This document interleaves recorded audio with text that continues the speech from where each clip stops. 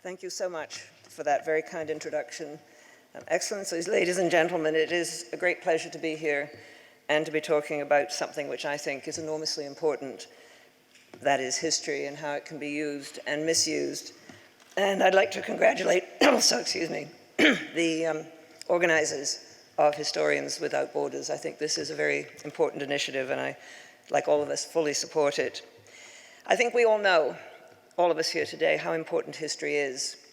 And I think that is borne in on us every time we open the newspapers in the morning. History is used to mobilize people, often to do dreadful things. History is used to turn peoples against each other. History is dragged into debates, often, I think, in very bad ways, and I think this is something that, as historians, thank you, we need to struggle against. At the moment, in Britain, there's an intense debate, becoming more intense, on whether Britain should be part of the European Union or not. And of course, it was only a matter of time. We've already had Dunkirk. We've already had the spirit of Dunkirk. We've already had the glorious Elizabethan age, which is being portrayed by those who want Britain to leave the European Union as something when Britain sailed in the oceans perfectly happily, completely overlooking the history of that time in the 16th century, when Britain was actually isolated, constantly in fear of invasion, and very small and insignificant. And it was only, I think, a matter of time before we got Hitler dragged in as well, which Boris Johnson did this week, saying that there has been a long history in Europe of people trying to dominate the continent. It goes right back to Napoleon and Hitler, and the European Union is only the latest manifestation of this. And so the use and misuse of history is something that I see every day in the English newspapers. I think as historians, we have an obligation to warn against such misuse of history. We have an obligation to try and make people understand that history is being misused in this way. And I think we have an obligation to make people understand that history is not something that's set in stone. It is a matter of debate. It's a matter of interpretation, and that's the way it should be. It should not be dragged in as if it is a solid piece of evidence on one side or the other. I think history is important for the present. I think it helps in our understanding. And we have many ways of trying to understand the present, of course. We have sociology, we have politics, we have economics. But I think without history, without an understanding of history, without an understanding of how our world came to be the way it is, how our societies came to be the way they are, we are depriving ourselves of a very important tool for understanding the worlds in which we live. As we know, and as other speakers have said today, we are in part products of our own experiences and memories. We grow up in particular societies. We often inherit from those societies or those groups or those nations views of the world, attitudes which we may not recognize in ourselves. And I think understanding where those views and attitudes come from is a very important first step to understanding ourselves and to understanding others. I think if we're dealing with other peoples in this world, if we don't know what it is that they're remembering, if we don't know what it is that their history is, we again are depriving ourselves of a very important tool for understanding what motivates them. There will be a workshop, many workshops later on, but one that caught my eye was the workshop on different narratives of the history of Israel and Palestine. And I think impossible for those two peoples in that very small part of the world to understand each other without remembering what, or knowing what each is remembering, without remembering that the history of Israel is seen in one way by Israeli citizens, Jewish citizens, in another way by Palestinians and by Israeli Arab citizens. And I think without that understanding, impossible to see the two sides even beginning to talk to each other. Without understanding, I think, something of Russian history and something of recent Soviet history, I think very difficult to understand what it is that motivates at the moment what seems like an aggressive and opportunistic foreign policy on the part of the Russian government, a policy which, as far as we know, is supported by the Russian people. And I think without knowing something of what Russia has been through, without knowing that it was invaded and suffered hideous losses twice in the course of the 20th century, without knowing that deep sense of humiliation and despair that so many Russian citizens felt at the end of the Cold War when suddenly they went from being members of a superpower to members of a country that was economically inefficient and somehow no longer seemed to count in the world. Without understanding that, I think we won't understand part of what it is that motivates Russian policy today. But I think understanding also starts with ourselves. And I think history helps us to understand ourselves better. We tell ourselves stories.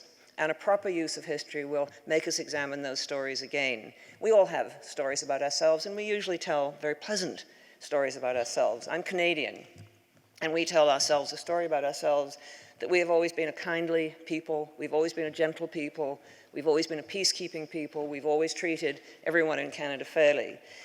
If you're a Canadian Aboriginal, if you're a member of the First Nations, you will have a different view of just how kind and gentle Canada is. And if anyone in this country has ever seen a hockey game between Finland and Canada, you may know what I mean when I say we're not always kind and gentle. And I think we need to use history to understand ourselves as much as we need to understand others. History, therefore, I think, is hugely important in understanding. It's also, I think, very important in helping us to formulate questions about the present. As we look at what's happening, we can use history to help us at least formulate the questions. I don't believe that history is going to give us very clear answers. I think if you want very clear answers about what the future is going to be, you are much better off going to an astrologer. History is not going to give us a blueprint for the future, but it will give us warning signs. I think that history can be like, in a very simple way, the sort of signs you see on a road, which warns you that there's a bad corner coming up ahead, or there's a narrow bridge, or that the road gets very icy in the winter and that you probably need a particular kind of snow tires if you're going to drive on that road. And I think that's what history can do. It can help us at least to formulate the sorts of questions we may want to know. Because what history does, among other things, is offer alternatives. It reminds us that there were other ways of organizing societies, other ways of seeing the world, other ways of doing things. There's a tendency always in the present to assume that what we're doing is the right thing, that we have somehow got human wisdom at our fingertips, that we know better than anyone in the past. I think what history does is remind us that what we think of as perfectly normal was not thought of as normal in other pasts, in other societies. It doesn't mean that we want to emulate them, because they are, after all, in a very different world. The past, as an English writer said, is a different country, and I think we have to remember that. But opening up our imaginations to possibilities, to the possibility, among other things, that we're not always going to be right, that we don't always know everything, I think is very important. Among other things, such opening up can teach us a sort of humility. And I think a humility as we approach the very complexities of human affairs is in fact a good thing. What the past teaches us, among other things, is that there were plenty of people in the past who were very clever, very powerful, had all sorts of information at their fingertips, and they got it very, very wrong. One of my recent books was on the outbreak of the First World War, and the people who steered Europe into that war were not fools. They were often highly intelligent people, very experienced, but they were making assumptions which, as we look back at those assumptions, were absolutely wrong. But those assumptions were so deeply ingrained in the way in which they approached the world that they were incapable of seeing it in themselves. And one of those assumptions, as many of you probably know, was that in 1914, a great many people in the military, in the diplomatic services, in the governments, thought that any major war would be short. They thought it would be impossible for a war to last very long because the financing wouldn't simply allow it. The factories would stop. The war would not be able to sustain itself beyond a certain point. And of course, as we know, they were completely wrong.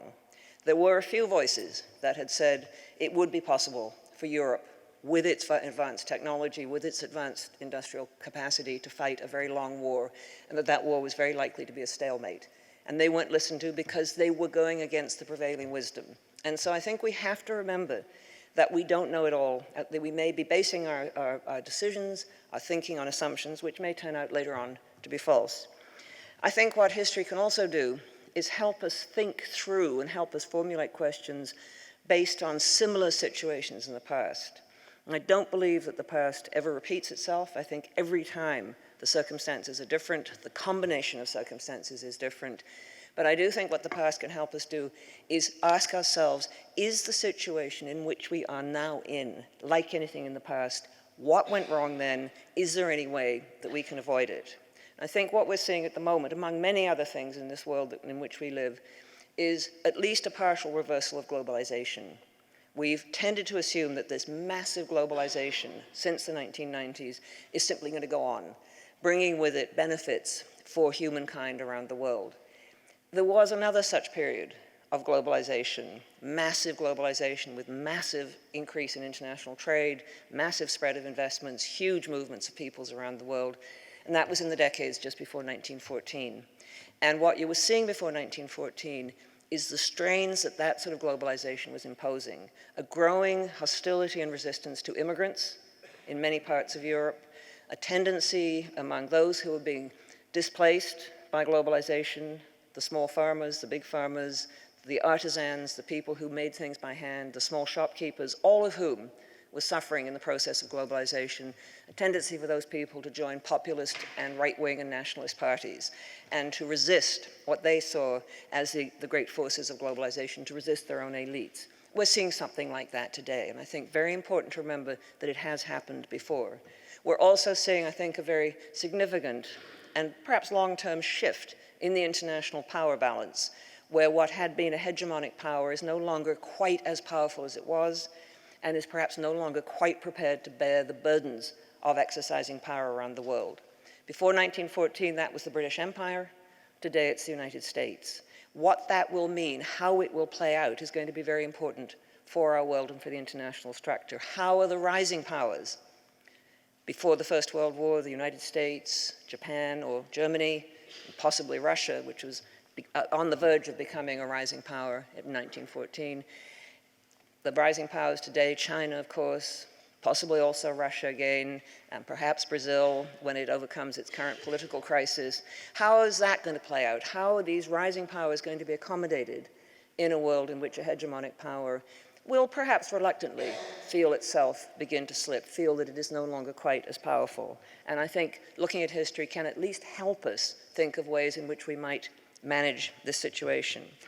The other thing I think that historians can do, besides bringing understanding and helping to formulate questions for the world in which we live, is to challenge dominant myths and dominant narratives. I mean, we all know that there are certain narratives in countries, national narratives, but also international narratives, and I think these need to be challenged. I mean, what we're seeing at the moment, I think, in Europe is the dominance of national narratives, narratives within borders, and of course we're here about looking beyond borders, which argue, and this was happening again before the First World War, that there are fundamental incompatibilities between different sorts of people, that they are going to be different one from the other. They are not necessarily going to get on with each other. You also have, of course, the whole thesis promulgated by Samuel Huntington and others that the world is constantly being affected by a clash of civilizations, that there is something called Christian civilization, there's something called Muslim civilization, there's something called Buddhist or Hindu civilizations, and these are bound to clash. And I think such narratives need to be challenged, because I don't think it is necessary that different peoples will remain different from each other. I don't think it is necessary that civilizations will clash. I think we can look at so many examples, and one of the questioners raised this, of where civilizations have penetrated each other, affected each other. Civilization is not a solid block which bangs into another solid block. It's constantly something in the process of being created.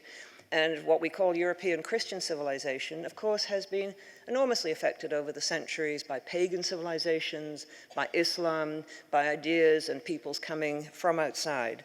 What I think is also important for us to stress, particularly I think at a moment when there's a tendency to build up the barricades, build the walls, pull up the drawbridges, is very important to stress just how much history is international. History doesn't stop at borders.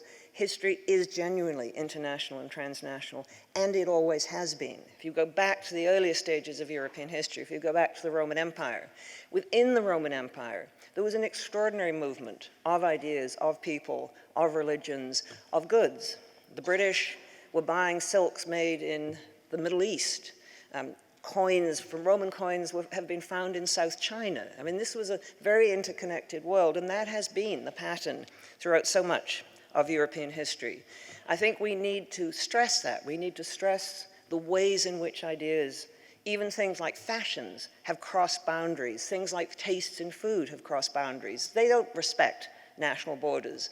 What people think of as their national way of doing things, in fact, often turns out to have come from somewhere else. I mean, if you ask any Italian, they will say, of course, tomato sauce is a part of Italian cooking. It always has been. It hasn't been. It only came in when the New World was discovered. but the Italians absorbed, as other peoples did, foods from around the world and made them their own. But we need to remind people that they live, and they have always lived, in a world with a great many connections. I think what we also need, as historians, to remind people in Europe, particularly at this time, is that Europe has always been an idea in progress. There is not one thing called Europe, there's not one geography called Europe. What there is something which has some similarities, some links, and a great many strong localisms. But speaking as a Canadian, coming from outside, we see a Europe. When I was young in Canada, and it still happens, people would say, we're going to Europe. And what we meant, and I say this to people in Britain and it makes them uncomfortable, we meant everything on the other side of the Atlantic. For us, Europe was Ireland, it was also Germany, it was also Poland, it was also Britain, it was also Sweden, it was also Finland. And so I think important that as historians we remind people that there are commonalities, that there are things that have cross borders and will continue to cross borders. Finally, I think very important to remind people as historians, and I think we need to talk to people very much, that things shift in the world, that what we think is standard and obvious isn't, that what we think is a simple narrative isn't. The past is complicated, the present is complicated, and the future is going to be complicated, and we can at least help people to understand that. Thanks very much.